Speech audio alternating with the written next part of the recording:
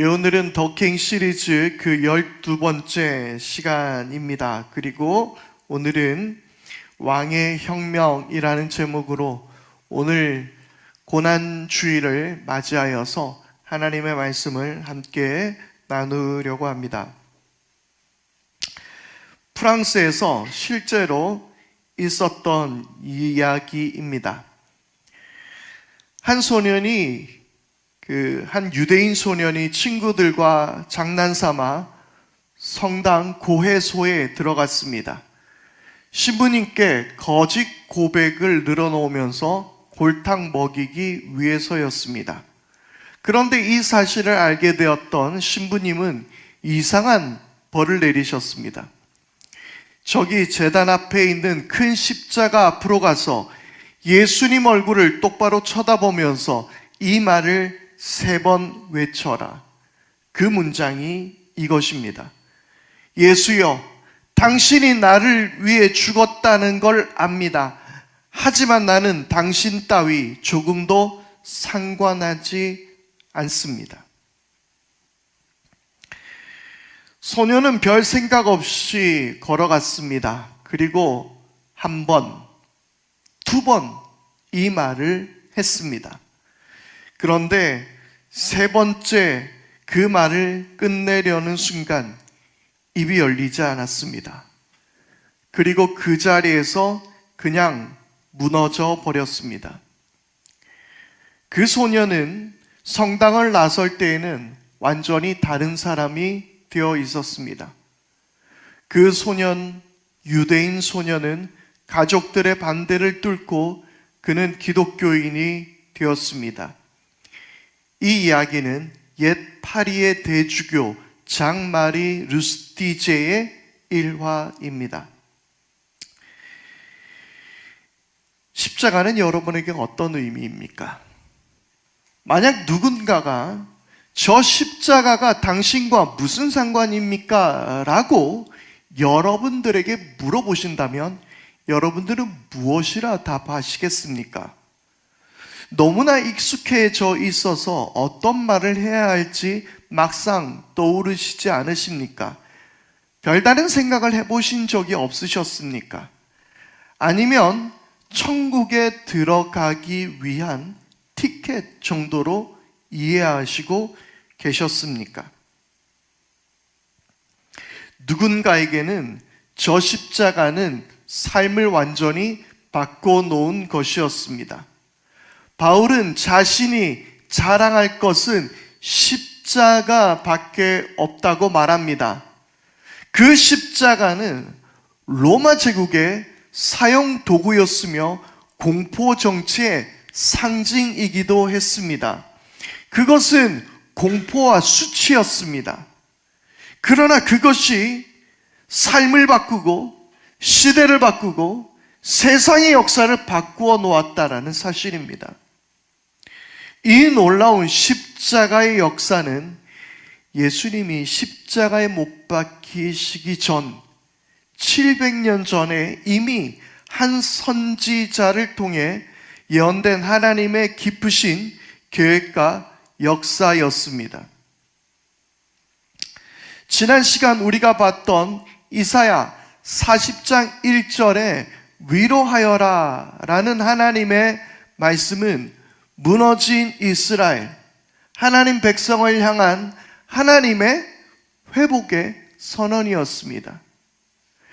이 하나님의 위로는 단지 토닥이는 수준이 아니라 하나님께서 이제 새로운 일을 하시겠다라는 선언이었습니다. 이사야 40장 27절의 말씀입니다. 야곱아, 내가 어찌 불평하며 이스라엘아, 내가 어찌 불만을 토로하느냐? 어찌하여 주님께서는 나의 사정을 모르시고 하나님께서는 나의 정당한 권리를 지켜주시지 않는다 하느냐? 이들은 하나님께 불평했습니다.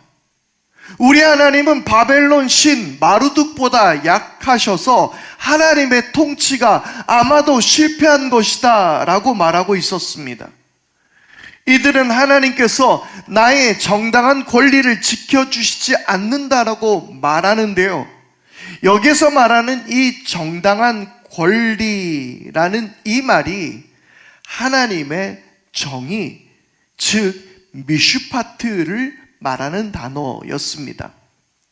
우리가 계속 보았던 하나님의 가장 중요한 통치의 두 기둥이 뭐였습니까? 바로 정의와 공의였습니다. 바로 그 하나님의 정의가 사라졌다라는 것은 하나님의 통치가 실패한 것을 의미했습니다. 그러한 그들에게 하나님은 영원한 온 세상의 왕이심을 선언하면서 바로 이사야 40장은 하나님은 그들에게 위로를 말씀하셨던 것입니다. 특히 우리가 지난주에 보았던 말씀을 기억하십니까? 이 왕 대신 하나님은 철장을 부수고 원수를 물리치시며 모든 불의를 무너뜨리실 강력한 팔을 가진 왕이셨습니다. 강한 팔을 가지신 분이셨습니다.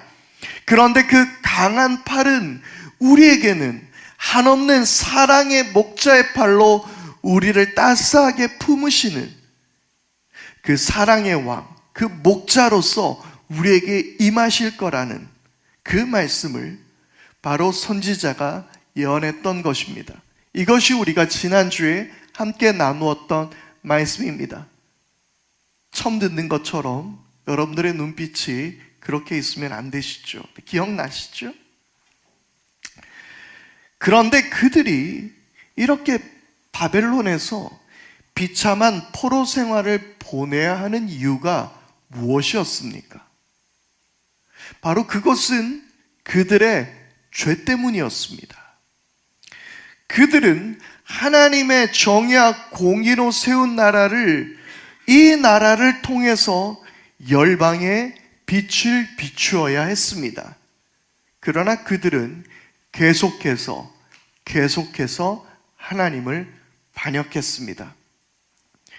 출애굽 사건 이후로 그들의 계속된 반역은 멈추지 않고 어느 순간부터 이 이스라엘이라는 나라는 이방 나라와 구분이 되지 않는 상태에 이르기까지 되었습니다. 남과 북으로 나뉘었던 이스라엘의 상태는 처참했습니다.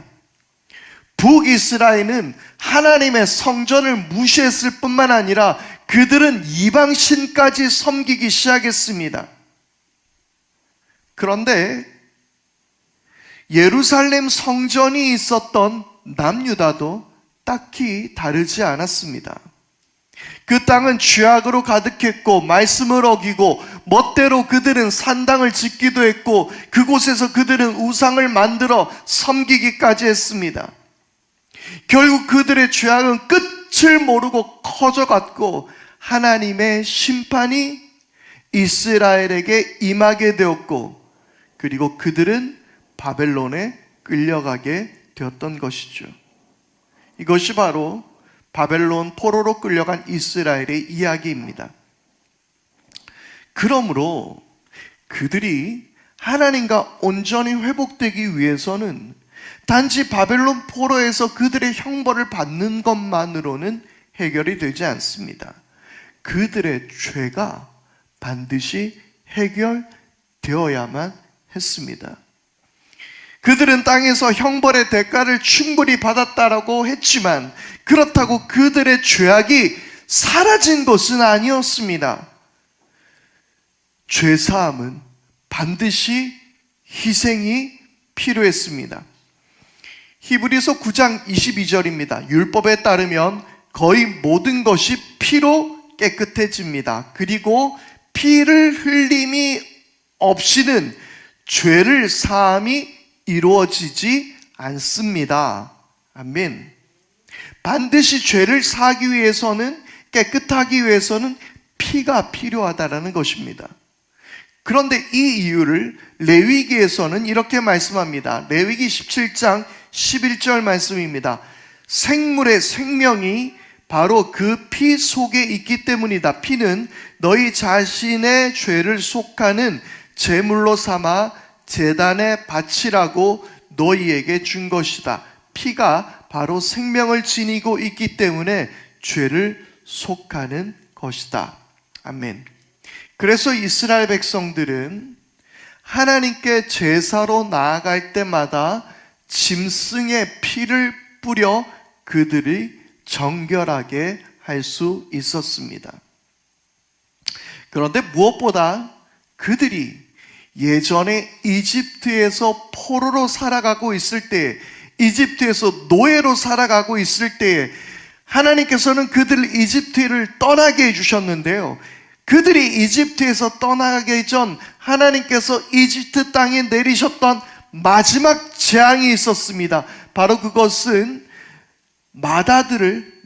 마지를 죽이는 재앙이었습니다. 그런데 그 마지막 재앙에서 벗어날 수 있는 방법이 무엇이었습니까? 바로 문설주에, 자신의 집 문설주에 어린 양의 피를 바르는 것이었습니다. 어린 양의 피를 집 문설주에 바른 가정은 재앙에서 피할 수 있었다라는 것입니다. 그래서 이 사건을 뭐라고 부릅니까? 유월절이라고 부릅니다. Passover, 지나쳤다, 넘어갔다라는 의미입니다. 유월, 넘어갔다라는 말입니다. 그리고 그들은 이집트 땅을 이제 드디어 탈출해 나와서 약속의 땅을 향한 여정이 시작되었던 것이죠. 바로 이러한 시작을 하기 위해서 이러한 피 흘림, 희생 제사가 반드시 그들에게 필요했던 것이었습니다. 이에 하나님은 놀라운 말씀을 선언합니다. 이 문제를 해결할 놀랍고도 위대한 선언을 하시는 것입니다. 이것은 이스라엘이 생각해낸 방법이 아닙니다. 그들의 노력이나 의지가 아니었습니다. 이 일은 오직 하나님께서 선택하시고 하나님께서 이루실 방법이었습니다. 이전에 그들이 드리던 제사는 어떠했습니까? 일시적인 것이었습니다. 그런데 그들은 제사를 드리고 피 흘림으로 깨끗하게 되었지만 그들은 죄를 떠났습니까? 아니었죠. 그들의 죄는 반복되고 또 반복되었습니다. 제사만으로, 그들이 핏부림을 받는 것만으로, 짐승의 핏부림을 받는 것만으로 죄가 완전히 해결되는 것이 아니었습니다. 그래서 하나님께서는 하나님의 방법으로, 하나님 스스로가 이 일에 나서신 것이었습니다. 너희는 제사를 드려라 가 아닌 내가 하겠다였습니다. 여기에서 우리는 놀라우신 하나님의 은혜를 보게 됩니다. 네가 이렇게 해라, 그것이 아니라 내가 하겠다인 것입니다. 너가 구원을 받기 위해서 애를 쓰고 최선을 다해라, 노력을 해라, 그것이 아닌 내가 너를 구원하겠다인 것입니다. 할렐루야! 이 얼마나 놀라운 은혜입니까? 그리고 이제 하나님은 이 일을 위해서 한 사람을 세우실 것입니다. 여러분은 다윗과 골리앗의 이야기를 아실 겁니다. 블레셋의 대표로 골리앗이 나왔을 때 이스라엘은 모두 무서워서 벌벌 떱니다. 그런데 이때 한 소년, 바로 다윗이 나섭니다. 그런데 이 싸움에는 규칙이 있었죠. 다윗이 지면 이스라엘 전체가 블레셋의 노예가 되고, 다윗 한 명이 이기면 승리는 이스라엘 전체의 승리가 되는 것이었습니다. 바로 한 사람이 전부를 대표하는 것이죠. 바로 하나님은 이 놀라운 구원의 역사를 이루시기 위해서 한 사람을 모든 세대와 모든 인류의 대표로 세우셨습니다. 바로 그분은 누구이십니까? 바로 예수 그리스도이십니다. 모든 세대의 인류의 대표이신 한 사람, 예수 그리스도를 하나님께서 세우셨던 것입니다. 하나님은 하나님의 이 방법을 누구에게 맡기신 것이 아닙니다. 이 일은 철저히 하나님께서 하신 일이셨습니다. 그래서 당신께서 이 일을 맡으신 것입니다. 하나님의 독생자 예수 그리스도를 통해서 속죄의 제물이 되시기로 하셨던 것입니다. 이제 우리는 비로소 이사야 53장의 의미를 깨닫게 됩니다. 이것은 단순히 예수님의 죽음을 예언한 말씀이 아닙니다. 하나님은 왜 이 일을 하셔야 했는지, 그것이 이스라엘의 역사 속에서 어떤 의미를 가지고 있었던 것인지, 그리고 구약과 신약의 말씀이 결코 분리되어 있지 않다라는 것을 보여주는 놀라운 말씀, 그것이 오늘 저와 여러분들이 읽었던, 매번 고난주간 동안 우리가 한 번쯤은 보았던 바로 이사야의 53장의 말씀이었다라는 것입니다. 그래서 우리는요, 성경의 특정 구절에 줄치고 이 말씀이 전부인 것처럼 생각하지 마십시오. 그 전체의 문맥을 늘 기억하고 이것이 어떤 배경과 역사 속에서 임하셨던 말씀인지 우리는 돌아보아야 하는 것입니다. 자, 우리는 그렇게 이사야 53장의 문을 열게 됩니다. 53장 4절의 말씀입니다. 우리 함께 이 말씀을 읽어보겠습니다. 시작. 그는 실로 우리가 받아야 할 고통을 대신 받고 우리가 겪어야 할 슬픔을 대신 겪었다. 그러나 우리는 그가 징벌을 받아서 하나님에게 맞으며 고난을 받는다고 생각하였다. 아멘. 여기에서 등장하는 두 가지의 사람이 있습니다. 뭐라고 표현해야 될까요? 두 가지의 사람? 두 종류의 사람? 정확히 뭐라고 표현해야 될지는 모르겠지만 어쨌든 두 가지의 사람이 등장합니다. 그것은 바로 여기서 말하는 그와 우리인 것입니다. 그와 우리. 이 이사야 53장 4절의 말씀을 히브리어 원문으로 보면 바로 그와 우리가 그 대조가 뚜렷하게 드러납니다. 그들이 받아야 하는 고통을 대신 받는 것도 아니고 그가 나를 대신하여서도 아닙니다. 그들이 우리가 받아야 하는 고통을 받아야 한다가 아니란 말입니다. 그가 나를 위하여 고통을 받았다도 아니라는 말입니다. 오직 그가 누구를 위하여? 우리를 위하여. 그 한 명이 우리를 위하여 고통을 받았다라는 사실입니다. 나를 구원하신 하나님의 은혜가 아닌 바로 우리를 구원하신 하나님의 은혜라는 사실입니다. 우리입니다. 그래서 우리는 주기도문에서도 뭐라고 기도했습니까? 하늘에 계신 우리 아버지, 우리입니다. 이미 여기에서 이 구원이라는 개념이 단지 내가 예수 믿고 내가 천국 가야지 라는 것이 아니란 말입니다. 이 구원의 목적이 안녕히 계세요 여러분, 저는 이곳을 떠나 천국으로 갑니다 하고 떠나버리는 것이 아니란 말입니다. 이 구원의 대상은 내가 아니라 우리라는 것을 기억해야 하는 것이죠. 그분은 우리를 대신해서 고통을 받으셨습니다. 그런데 이 말은 단지 아파하는 것이 아닙니다. 이 고통을 들어서 자기의 것으로 가지고 간 것입니다.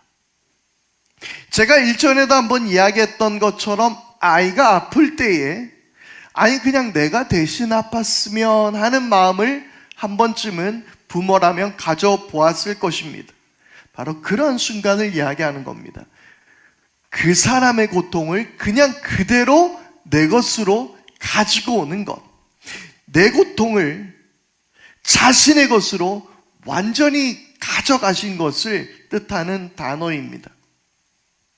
그리고 그분은 슬픔을 대신 겪었습니다.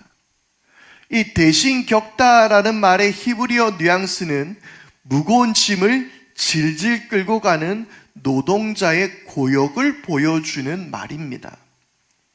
육체적으로 무겁고 짓누르는 인간의 모든 질병과 고통, 슬픔을 어깨에 짊어지고 비틀거리며 걸어갔다라는 뜻이 바로 우리가 겪어야 할 슬픔을 대신 겪었다라는 말입니다. 무엇이 떠오르십니까? 바로 예수님께서 골고다를 향해서 십자가를 지고 비틀거리며 걸어가셨던 그 모습을 떠올리는 단어인 것이죠. 그런데 이때 이를 지켜보는 사람들의 반응은 무엇이었습니까?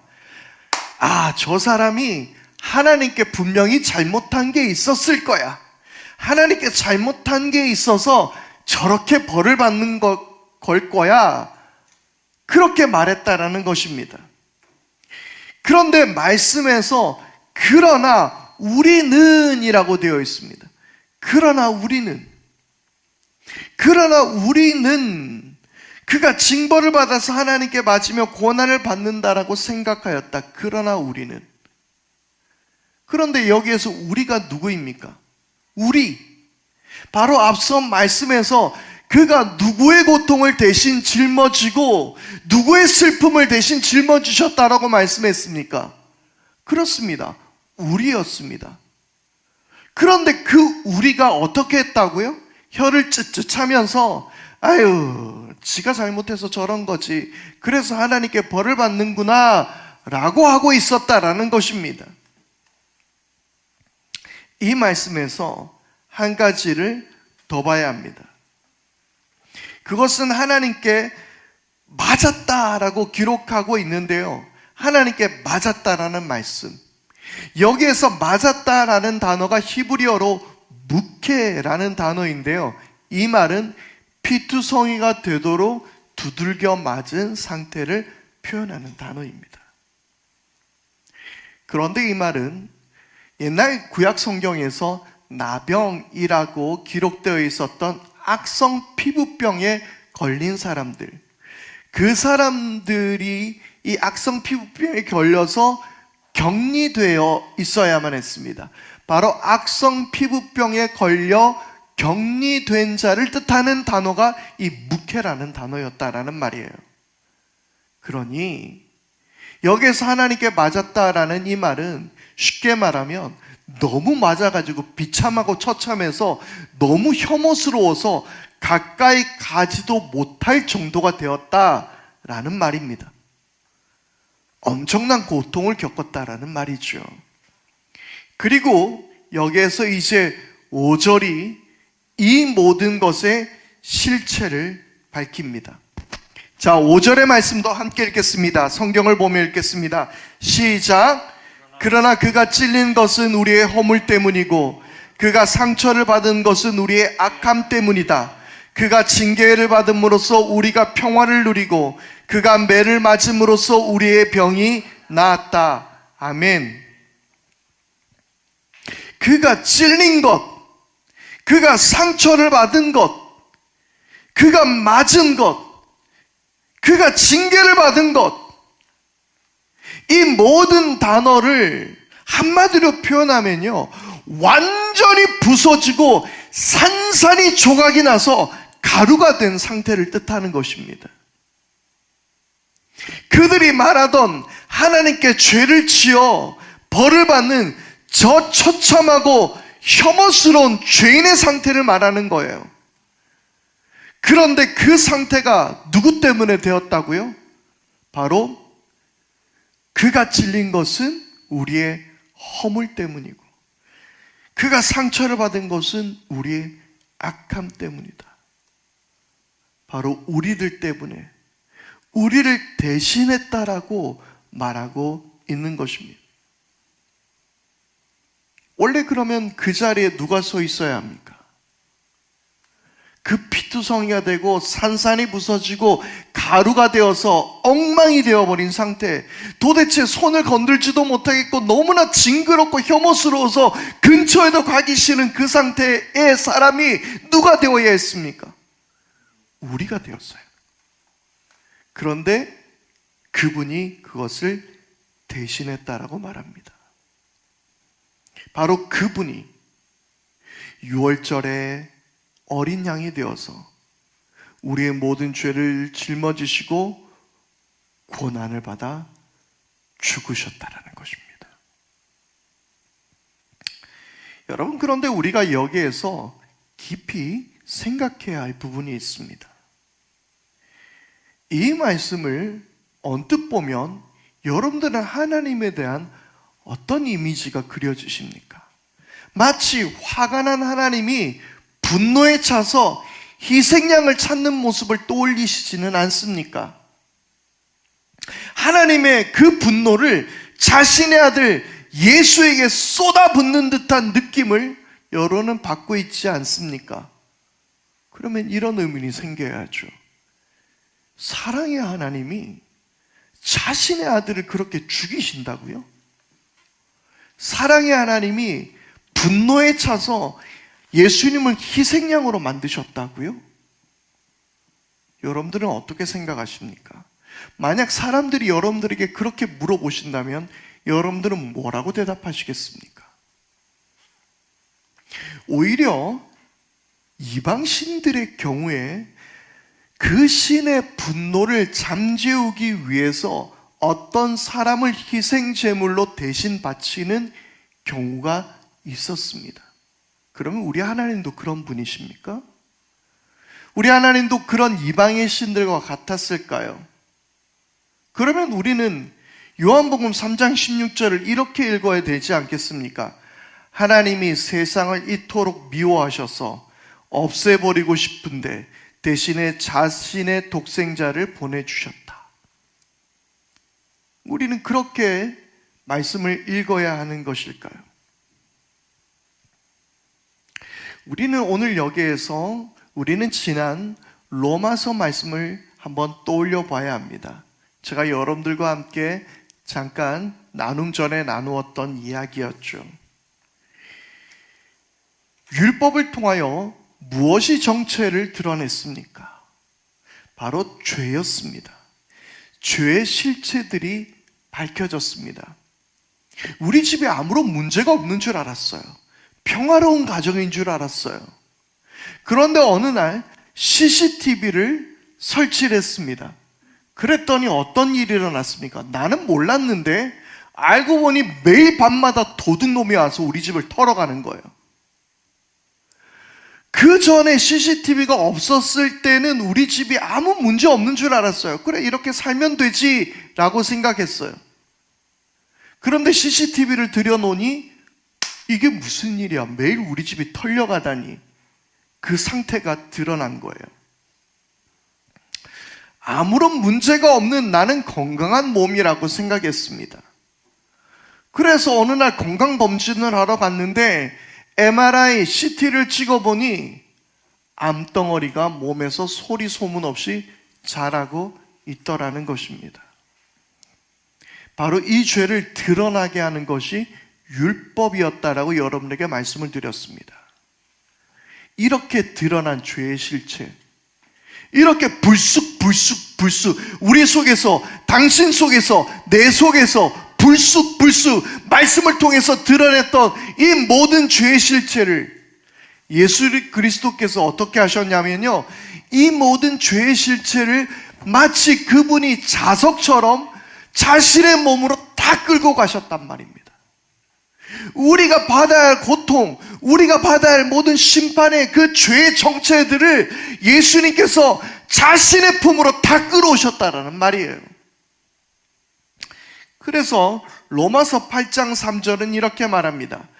육신으로 말미암아 율법이 미약해져 해낼 수 없었던 그 일을 하나님께서 해결하셨습니다. 곧 하나님께서는 자기의 아들을 죄된 육신을 지닌 모습으로 보내셔서 죄를 없애시려고 그 육신에다 죄 선고를 내리셨습니다. 죄 없으신 그분의 몸에 모든 육신의 죄를 다 몰아내었던 거예요. 다 빨아들이신 거예요. 그리고 그 육신에 하나님은 죄의 선고를 내리셨다라는 것입니다. 자, 여기에서 너무나도 중요한 사실은 우리는 깨닫게 됩니다. 하나님이 심판하신 것은 자신의 아들이 아니라 예수님의 육신 안에 모인 죄 자체를 심판한 것입니다. 모든 세대, 모든 인류를 대표해서 그 죄를, 오늘 여러분들의 그 속에 있는 죄를 예수님이 한 몸에 짊어지신 것입니다. 믿으십니까? 그 일이 일어났다라는 거예요. 자, 그래서 우리는 다시 한번 4절, 5절을 이제 그 마음을 가지고 다시 한번 들여다봅시다. 다시 한번 우리 이 말씀을, 4절, 5절의 말씀을 함께 읽어보겠습니다. 성경을 찾아 읽어보십시오. 시작. 그는 실로 우리가 받아야 할 고통을 대신 받고 우리가 겪어야 할 슬픔을 대신 겪었다. 그러나 우리는 그 지가 징벌을 받아서 하나님에게 맞으며 고난을 받는다고 생각하였다. 그러나 그가 찔린 것은 우리의 허물 때문이고 그가 상처를 받은 것은 우리의 악함 때문이다. 그가 징계를 받음으로써 우리가 평화를 누리고 그가 매를 맞음으로써 우리의 병이 나았다. 아멘. 이제 여러분 뚜렷하게 보이십니까? 예수님께서 그 무겁게 짊어지셔야 하셨던 것, 바로 그것은 우리의 모든 죄악들이었습니다. 그리고 예수님은 이렇게 말씀을 통해서 선언하셨습니다. 요한복음 12장 31절에서 32절의 말씀입니다. 지금은 이 세상이 심판을 받을 때이다. 이제는 이 세상의 통치자가 쫓겨날 것이다. 내가 땅에서 들려서 올라갈 때에 나는 모든 사람을 내게로 이끌어 올 것이다. 아멘. 이 세상의 임금이, 이 세상의 통치자가 쫓겨났습니다.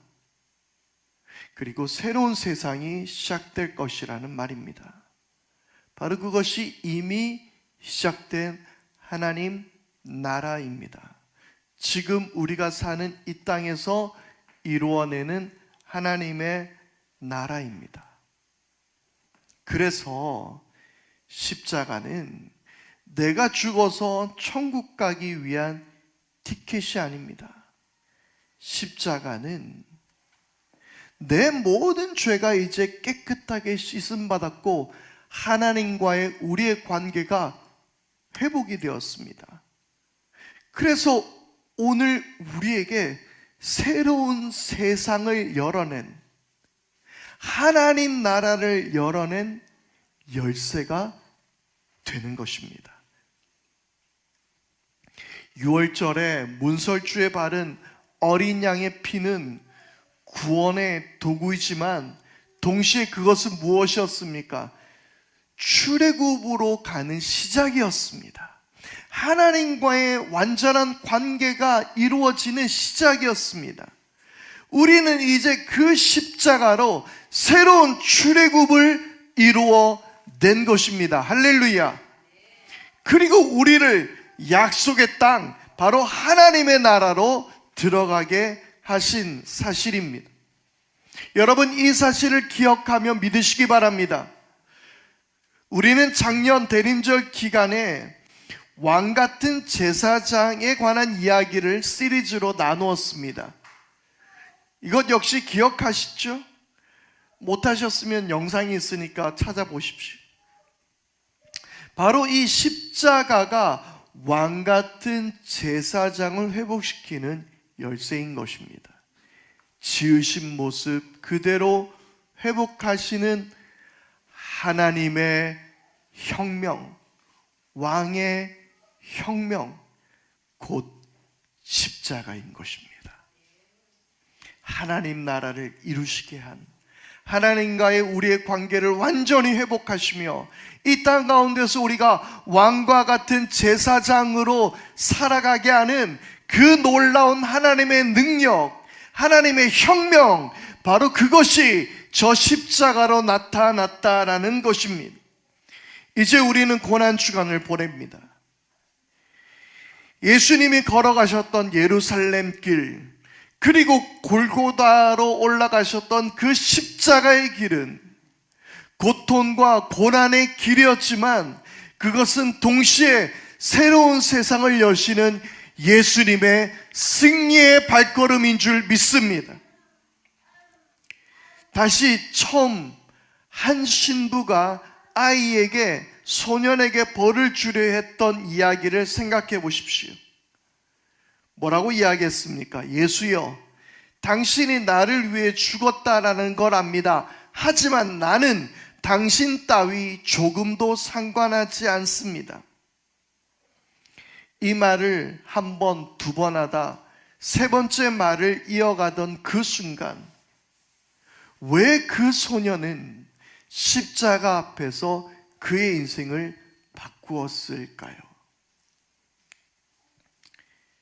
십자가는 우리를 향한 하나님의 분노가 아니라 죄를 향한 하나님의 정당한 심판이었으며 동시에 우리를 사랑하신 하나님의 뜨거운 눈물인 줄 믿습니다.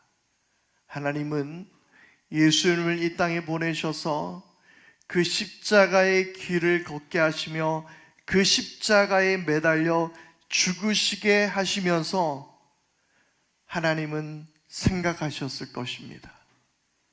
지으신 모습 그대로 회복되는 우리들의 모습을 말입니다. 오늘 이 시간 우리 함께 말씀 앞에 결단하며 함께 이 시간 우리 찬양했으면 좋겠는데요.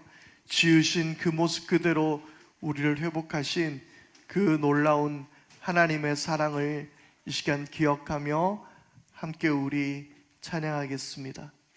그가 찔림은, 그가 상함은 바로 우리 때문이었습니다. 그러나 이 놀라운 사랑을 통하여서 저와 여러분들에게 새로운 나라를 살아갈 수 있는 그 길을 열어주셨습니다. 우리는 그동안 예수 믿고 천국 가는 것에 너무 몰두해 있었습니다. 정말 우리는 그 십자가를 통해서 안녕히 계세요 여러분, 저는 이제 떠납니다 하고 이 세상 그냥 악한 것, 나는 이 세상을 떠나는 것으로만 생각했습니다. 그러나 십자가는 우리에게 새로운 길을 열어주셨던 거예요. 십자가는 우리에게 새로운 삶을 주셨던 것입니다. 십자가는 우리에게 새로운 하나님 나라를 여셨던 놀라운 일이었습니다.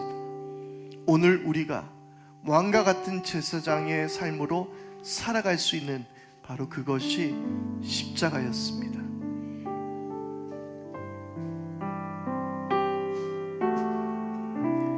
이 세상 가장 아름다운 순종의 눈물, 온 세상 다시 빛나게 한 생명의 눈물, 그가 이 땅에 오신 이유 죽어야 살게 되고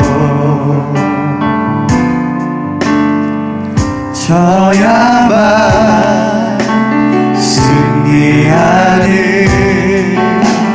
놀랍고 영원한 신비, 지으신 그대로 회복시킨 우리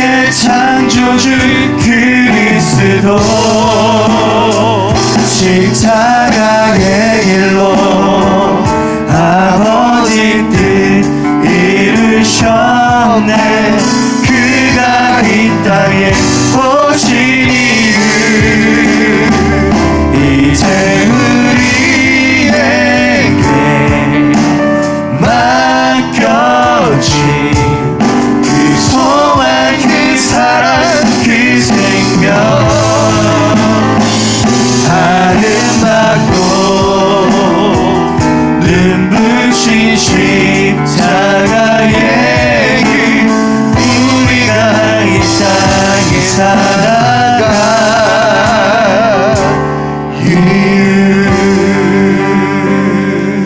우리 다시 한번 우리 고백합니다. 이 세상 가장 아름다운 순종의 눈물 온 세상 다시 빛나게 한 생명의 눈물 그가 이 땅에 오신 이유가 무엇인지 기억하십시오. 그가 이 땅에 오신 이유 죽어야 살게 되고 그분은 십자가 위에서 지셨습니다. 그러나 그분은 승리하셨습니다. 승리하는 놀랍고 영원한 신비 지으신 그대로 회복시킨 우리의 창조주 그리스도 십자가의 길로 아버지 뜻 이루셨네. 그가 이 땅에 오신 이유 이제 우리에게 맡겨진 그 소망 그 사랑 그 생명 아름답고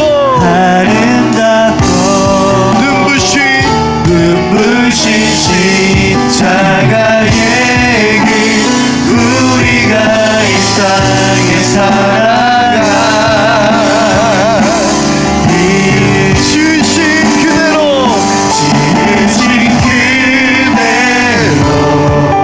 회복시킨 우리의 창조주 그리스도 십자가의 길로 아버지 뜻 이루셨네. 그가 이 땅에 오신 이유 이제 우리에게 맡겨진 그 소망 그 사랑 그 생명 아름답고 눈부신 십자가의 길 우리가 이 땅에 살아가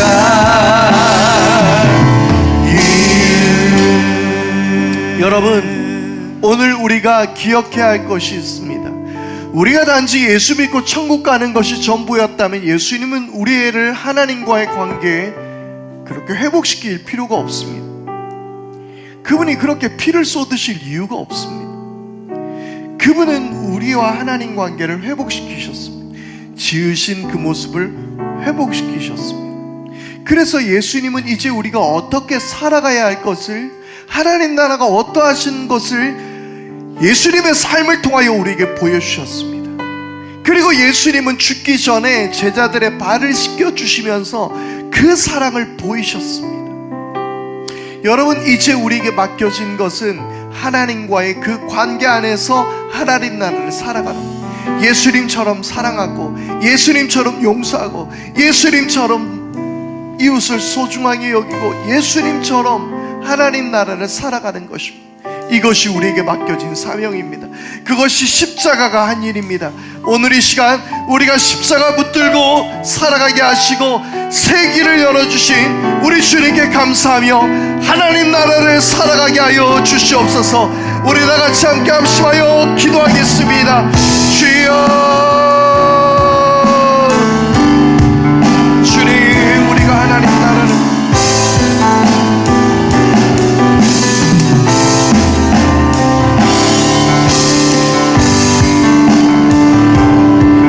예수님을 통하여서 우리에게 시작된 하나님 아버지 하나님, 우리가 예수 믿고 천국 가는 것이 아니라, 아버지, 그것이 우리 인생의 전부가 아니라, 아버지 하나님, 오늘 하나님 나라를 살아내는 것이며, 장차 완성될 하나님 나라 부활을 우리들을 꿈꾸며 소망하는 것이며, 주님, 오늘 우리가 하나님 나라를 살게 하여 주십시오.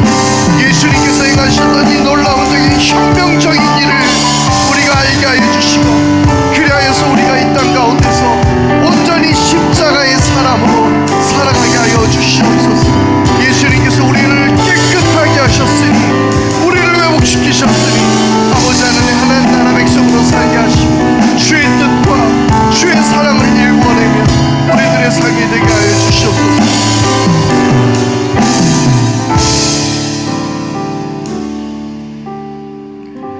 하나님 아버지, 십자가가 우리와 무슨 상관이었습니까? 왜 예수님은 그토록 비참한 십자가를 지셔야 했습니까? 바로 우리의 죄 때문이었습니다. 우리가 미워서가 아니라 우리를 멸망시키시려 했던 것이 아닌 우리의 죄를 깨끗하게 하시기 위하여 예수님 피를 흘려주신 줄 믿습니다.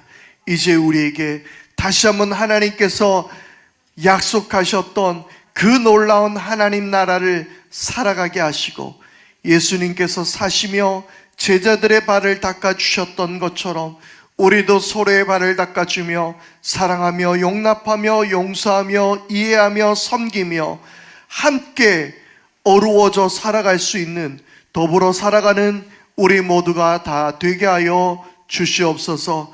오늘 말씀을 기억하며 말씀 앞에 결단하며 사도들의 신앙의 고백을 따라 사도신경으로 우리의 신앙을 고백하오니, 나는 전능하신 아버지 하나님 천지의 창조주를 믿습니다. 나는 그의 유일하신 아들 우리 주 예수 그리스도를 믿습니다. 그는 성령으로 잉태되어 동정녀 마리아에게서 나시고 본디오 빌라도에게 고난을 받아 십자가에 못 박혀 죽으시고 장사된 지 사흘 만에 죽은 자 가운데서 다시 살아나셨으며 하늘에 오르시어 전능하신 아버지 하나님 우편에 앉아 계시다가 거기로부터 살아있는 자와 죽은 자를 심판하러 오십니다. 나는 성령을 믿으며 거룩한 공교회와 성도의 교제와 죄를 용서받는 것과 몸의 부활과 영생을 믿습니다. 아멘.